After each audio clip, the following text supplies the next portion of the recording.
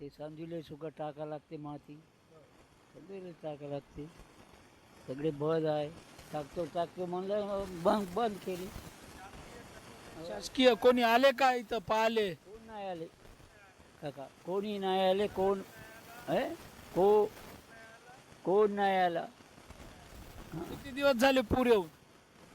15 दिवस झालं नाही का सर हां 5 दिवस झाले पहा भरपूर पाऊस पडला आणि एकसारखं कंटिन्यू पाणी होता त्याच्यामुळे पाणीचा साठा भरपूर झाला होता आणि आणि हे पूर्ण आता शेतकऱ्याचं असंही म्हणणं आहे की विमा किती वर्षापासून भरताय काकू? आम्ही 4-5 वर्षापासून भरत आहोत.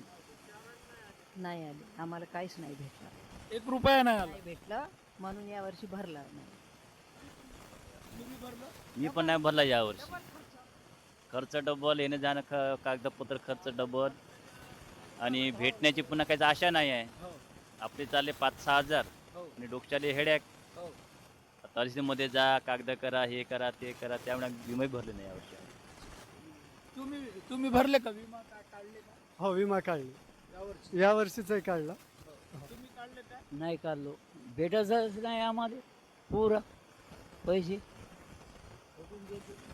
पहा शेतकऱ्याची व्यथा कशी आहे.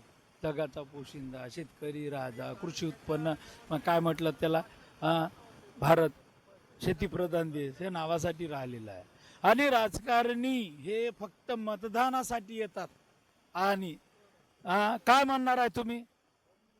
मत मागायला कोण कोणी आले?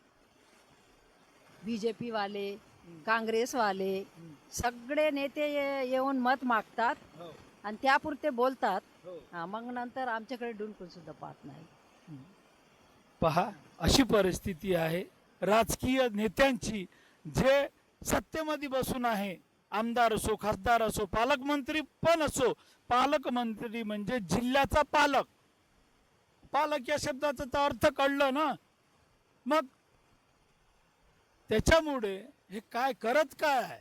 हे खुर्च्या दाबत आहे शेतकऱ्यावर अन्याय होत आहे शेतकरी हाल होऊ नये शेतकऱ्यांचे हाल झालेले आहे बेकार परिस्थिती आहे तरी पण हे सत्ताधारी म्हणा जो विरोधी पक्ष असतो ते म्हणा सर्व फक्त दिखाव्याचा खेळ राहिलेला आहे.